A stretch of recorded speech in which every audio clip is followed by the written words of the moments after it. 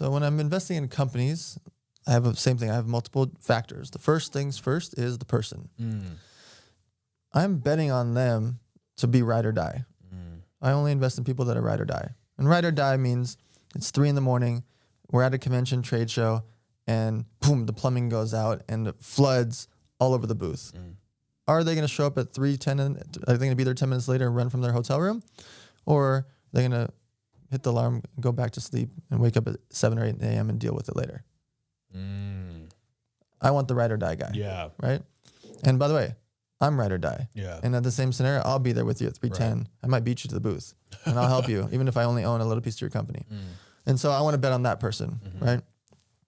Next, do they have a product that people care? And people vote with their wallets. Yes. And so it's nice when their friends care or their grandma tells them that it's a great product and blah, blah, blah. I want to know that a couple $100,000 worth of sales is all I need to see to know that people care.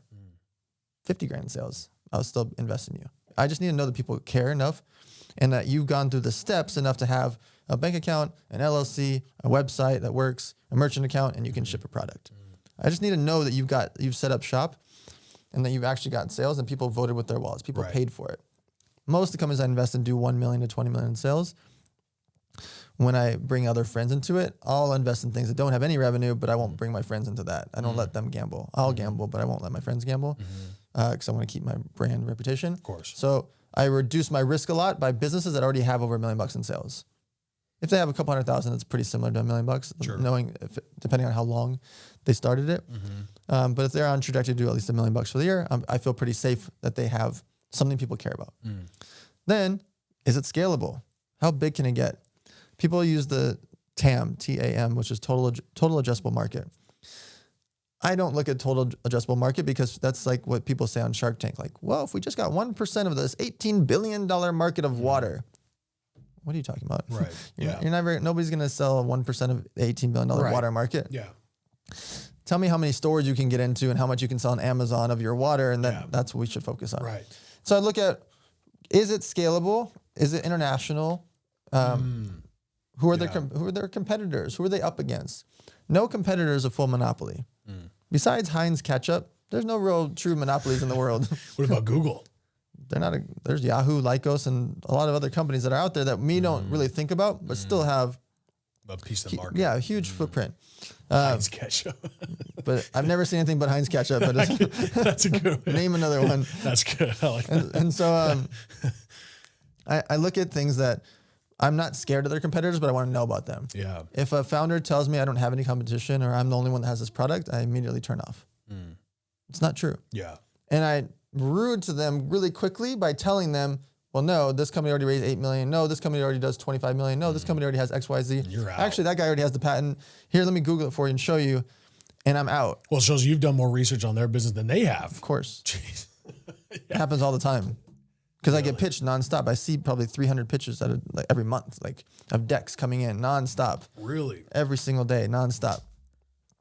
I only look through X amount of people that actually filter through. And then from there, I really go through 400 decks in a year. Actually full on. Actually give it time of day. Business plan, financials, talk to them, etc. And out of all that, I'm only investing in a few % of them. Right. So when it sounds like, oh, he's got 40 or 50 investments, that's out of hundreds and hundreds and hundreds and hundreds and hundreds of pitches per year. So over the course of 7 years, that means thousands and thousands of pitches for 40 or 50 investments. Really not that many if you think about. I'm just so picky. But when I'm in, I'm all the way in. So you expect your people to be there right there with you then. Yeah. Yeah. Yes. And that's why people co-invest with me, because they know I'm going to go deep. Yeah. So I need to see all these things. And if they have those things, then it becomes, okay, who is your team? The other factors that are changeable, their team, I can always hire more people, right? But I can't hire a new CEO. I'm not going to hire a new CEO. That's not the game plan. Right. I've watched too many people try to do that. Like, I'm going to bring a new CEO and he's got 20 years experience. Cool story. He doesn't care about that company like that guy does. The ride or die guy at 3 a.m, he cares about the company. So those are the factors that I look at when investing into a company. On the stock market side, for people listening that want to invest in the stock market. Sure. Yeah. Invest in things that you actually like or use. So if you like Facebook, Amazon, Google, Netflix, great. Do you go to Walmart all the time? Buy Walmart stock. Do you think Walmart's going anywhere? Do you think Netflix is going anywhere? Do you think no? Yeah. Can they go up or down in price over the course of a year? Yeah, but Pretty for the much most anyone can at that point. Yeah. But for the most part, do you think Apple stock goes up every year? Do you think Disney stock goes up? Yes, it does. There are going to be roller coasters along the way. There can be. It can go down and have. Oh, we went down 8% this month. Do you think it's going to go up over the course of time? Probably. Yeah. And so, if you like Shopify, fantastic. Buy Shopify stock. It's one of the best performing stocks of all time. Yeah. So I invest into things that I like and care about, or I see that other people like and care about. So when COVID happened, I told a bunch of my friends, I started texting everyone, invest into Zoom. No, I mean, I went deep. Yeah. I was texting it. I didn't post about it. Right. I actually did post about it. After I texted like 65 friends, like one by one, not a group chat. One by one, I was like, look, Zoom is really important. This is like March of last year. It's like around $103. I'm copy and pasting, texting. I'm like, look, Zoom is going to become the one because Skype. That's what I was going to ask you. Why Zoom over Skype at that point? Skype should have been Zoom. Yeah. It's just clunky, old, and it feels like AOL. It just wasn't cool and didn't have the factor that Zoom is so slick, and so clean, so easy.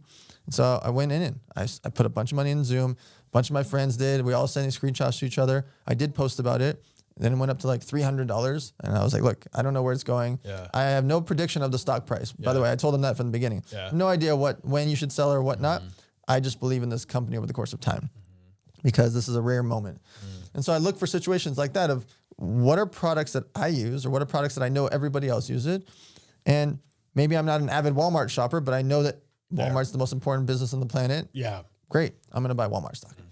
And so for people out there listening, you can feel comfortable, and yes, this is investment advice. Invest in things that you like. Invest in businesses that have been around for a long, long time that do billions and billions of dollars in sales every single year, and you can feel comfortable about that. One of the best things I ever heard, because it was actually when I was out in Vegas listening to you, you said you invest in the jockey, not the horse. Yeah. And you also said the reason why I'm such a good investor is because I never sell. Right. Dude, those two things stuck with me, man. I was like, oh my gosh. Let me ask you an example. Let's say you put in money to Apple today. Yeah. Okay. You invest in Apple, and let's say Apple's $100 today, and it skyrockets up to 160. You're up 60%. Yeah. You are a superstar, right? It went up 60%.